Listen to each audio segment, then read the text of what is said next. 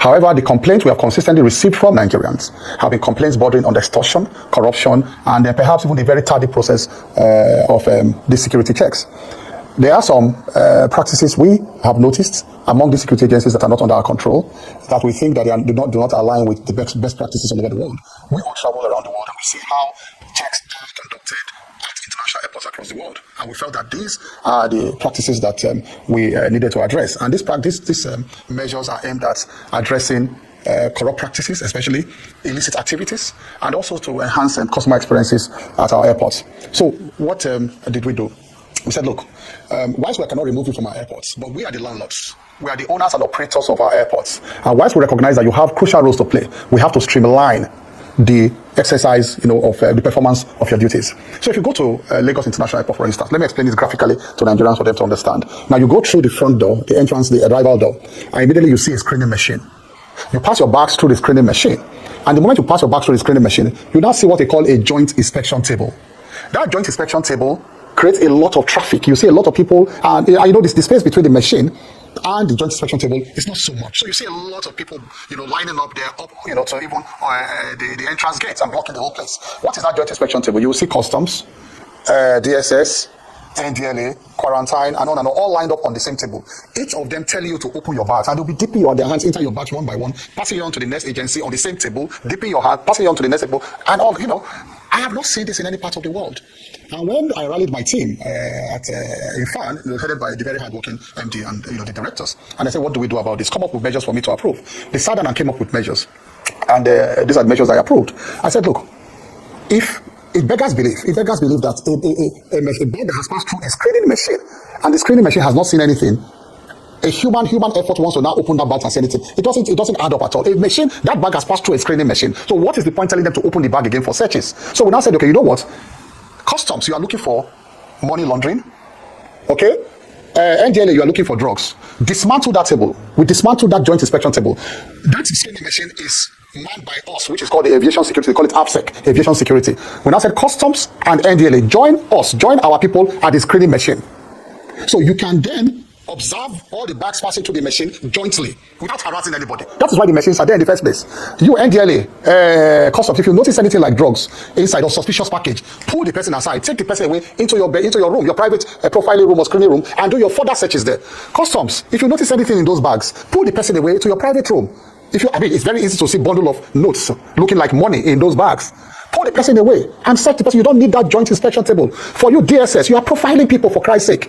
What is DSS searching back for? I'm trying to be measured in my language because these are very important agencies that we all respect. It's just that all of this opprobrium comes to us as aviation. I have been screaming my head off since I came to office as Aviation Minister, and nobody has listened to me. That the embarrassment comes back to me anytime anything happens at the airport. It's Aviation Minister, and I've been struggling to explain that these people are not under our control. They are other agencies, but they were not getting results. So we thought that we should be proactive. If we are proactive, if they have anything to come in terms of amendments and all that, let them come and meet us. We'll sit down. But we needed to take this step. DSS, you have no business searching people's bags. You are profiling individuals who are going out of the country, people who have been who are under security checks and all that. Go and stay with immigration. At the point of stamping their passports and all that, you can pull the person aside that this person ought not to travel. So DSS, so we just reduce these points of check. DSS can work with immigration at their table, and then they can just roam around. We said roam around the airports, check faces of people, profile them. If you want to just pull people aside, you think they should not travel, pull them aside to a private room. But don't create a nuisance at airports where you see people, they are checking people bags and here and there and all that. Quarantine, you also have a private room. Don't do it openly. If there are things you have seen at the machine that are not supposed to go out, take the person away. Now for the customs, it's a very tricky issue because customs are telling us that there are some exportable items by their law things that should not be exported, apart from money laundering and all of that they can see at the machine. But we have gone around the world. You see signages everywhere where you go, things to declare, things not to declare. That's what we see when we go around the world. Customs, so why can't you do the same thing? And then it is actually for arriving passengers, you see things to declare, things not to declare. This issue of exportable items, it is actually the country you are flying into that should be more concerned about the things you are bringing into their country. Not us concerned about what you are taking out of the country. You are going out of the country. Their principal duty is actually money laundering, which can be seen, at the screens. So we said customs, we are still trying to sort out this issue with customs. It's not over, but we know they have a duty to perform. We respect them. They are a very critical agency, at our borders. But we are trying to streamline these procedures to ensure that we align with international best practices. So we had to roll out these measures to reduce the stress that our passengers go through, and to make our airports more customer friendly, because it's a very customer centric environment point that we need to, make and enhance, try to enhance experience of passengers at this entry point. I'm going to talk about the airport marshals very soon because they have to complement the effort, this effort we are making. Because these airport marshals will come, so in many cases, they are public-spirited individuals. They will watch these procedures at these peak hours, and so many other things they'll do for us at the airports. Public-spirited individuals, like we have, the road marshals, the voluntary road marshals, so at the Federal Road Safety Commission of Nigeria. Honorable Minister, what is all this idea about going to do it private or not? These things are in the public domain. So for us, it is important that we speak with Nigerians, talk to Nigerians, and then for them to know that we are making some effort. You see, like I said, it's a very customer-centric environment. So customers must know that we are taking these steps to address their complaints, because if we don't do that, then they all comes back to us, and especially my desk, to say we are not doing anything about their complaints. So it's high time we went public to say, look, this is what we are doing, and then to sound out a note of warning to these other agencies that the airports it's not a place for you to come and make money. Do you know what normally happens? Like I said with all respect, it's not that all our agencies are bad. Even aviation security, under me, we have bad eggs amongst them. So we are not just shaming other agencies. Our own aviation security, we also need to weed out bad eggs. But the point is that every agency in Nigeria, go and ask them. They'll be calling politicians, calling contact to say, can you ask my boss to post me to the airport? And you ask yourself, why are they all rushing and hustling to come to the airport? Because it's a place for them to make money. You will see somebody call you, say, I beg, talk to my commander, talk to my controller. Please, I want to be posted here. I want to be posted there. 2 weeks ago, I had to call somebody. I said, why are you not of this rank already? First of all, you were struggling to get to this rank. You are now in this rank. They promoted you. He said, the next thing is a juicy posting. What's the meaning of juicy? Juicy posting is to harass Nigerians and collect monies from them. So, look, in terms of issues of corruption, we must learn to name and shame openly. And it's important that for us in aviation, we put our cards on the table and let Nigerians know that on our part, we have done our bit. We are struggling for survival in terms of doing our jobs as much as the president expects us to do our jobs. So we must let Nigerians know that we have done our bit. So I think it is not, if you please permit me, it's not an issue that we need to start talking under the table at this point. We need to learn, and that is what we have done in aviation. Let the other agencies come and observe themselves that it is not our officer, or it is this officer that is doing it. So that is what I think we have done. For the airport marshal, because I think you intertwined it with that question, we now know we need help. Because people will normally rely on the hard working, I tell you, our airport managers and all of that, our officers. But then, in many cases, they get too comfortable with the environment.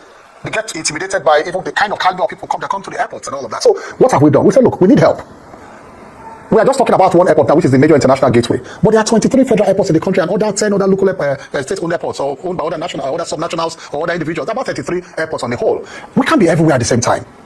And so what we now need, Nigerians to be involved in governance. This is the whole idea of Nigerians to be involved in governance. And the first thing I did, when I sat with my team, I said, in that 3-man team that will carry out sting operations and go and observe, we must have a journalist. A grounded journalist, or a journalist that operates with a well-known media outfit, so that it can help us expose corruption. We want to make ourselves open for scrutiny.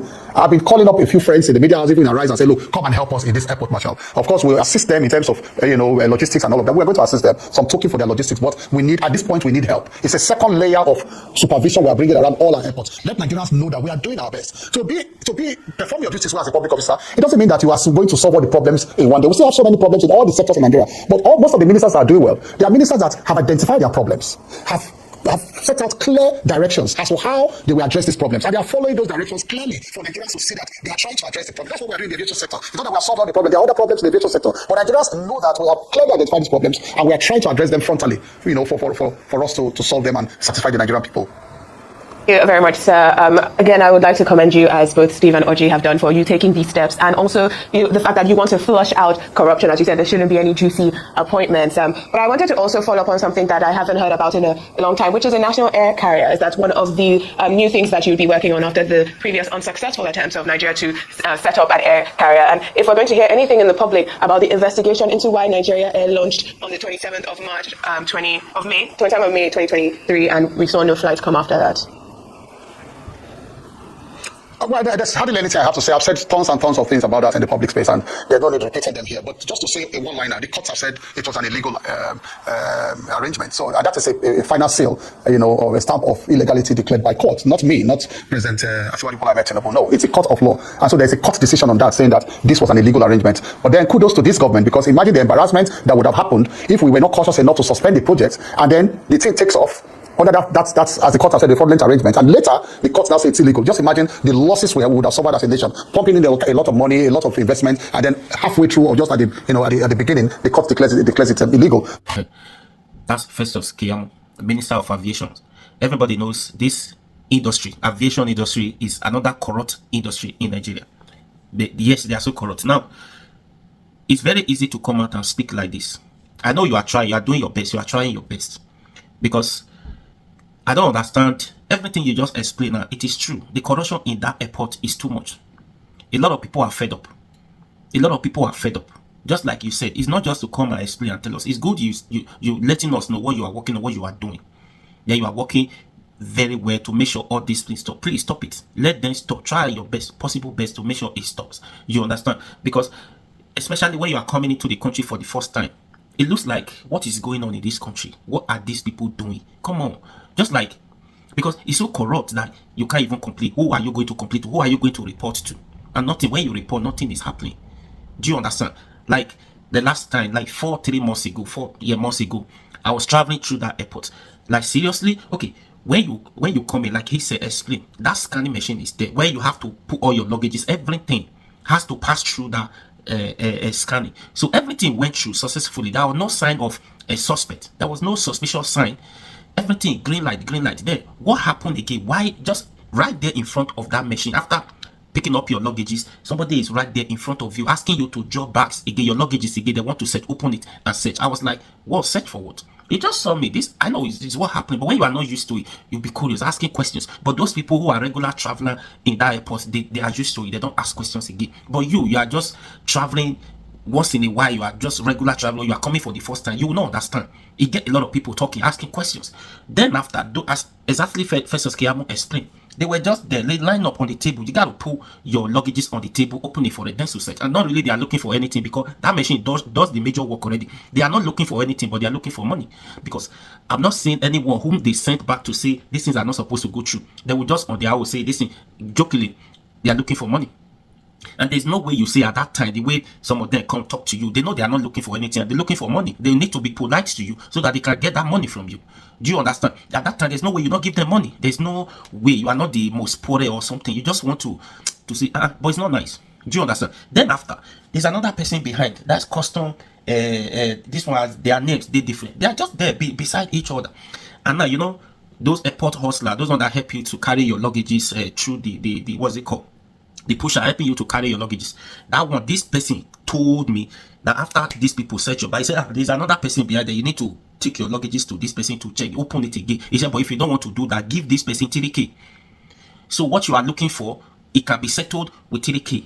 You don't care about what is that. To say they are not doing anything. It's not as if they are looking for anything, because like I said, that machine does the job already. I was like, why? He said, no, that's the thing. That's what they do. That's what this person, airport operator, those people helping you to carry your luggages, pushing that trolley. He said, this one, go and meet him, you need to check your bag. But if you don't want to open your bag for him to check, you need to give him 3K, 3,000. That was it. Then you went inside again, a lot like that. These people don't care whether you even have money, traveling with money or something. It's not as if the machine is suspicious, there was anything suspicious in you. No, but it's getting too much. So like you said, like the other woman came on the other day, like said they want to stop all these things. That's my problem. It's not just to come and say, you need to say it and you need to stop it. Make sure it stops, yes. Because when you're coming into airport for the first time, especially, you see all of them everywhere with guns. Children, especially children living in abroad. Like the other day, I knew somebody came for the first time with the family. These are the children. The children were scared, saying gun everywhere. Like seriously, at the airport, say that, please, can we go back from here? They just arrive, just checking out from the airport. See everywhere, with gun every time. You're scared. You say, Dad, can we go back from here? Where are we going? What are these people with uniform doing with gun? Look at guns everywhere. I was like, is that what the children were telling their dad? It's scary. Do you understand? And it's getting too much. So I know you are trying. Make sure you just try your best. Make sure you stop all this. And it comes back to you, like you said, because everybody knows. They don't know the difference between all these department, custom, NDLEA, this, that. It comes down to Aviation Minister. Where is Aviation Minister? What is this Aviation Minister doing? And they are not working this, that. You are trying your best. You are doing your best. I know, but you just need to try harder to make sure all this stops. Do you understand? So if there's anything suspicious, like you said, pull the person over. Go to the corner. You have office where you go there and search and let the person explain. Everybody shouldn't be saying what's going on with that person.